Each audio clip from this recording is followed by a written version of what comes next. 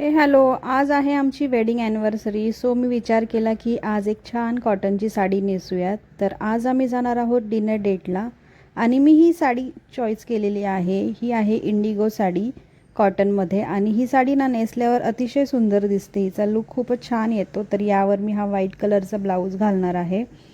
यावरती red pink कलरचे ब्लाऊजसुद्धा खूप उठून दिसतात. चला तर आता थोडंसं मस्त असं रेडी होऊयात.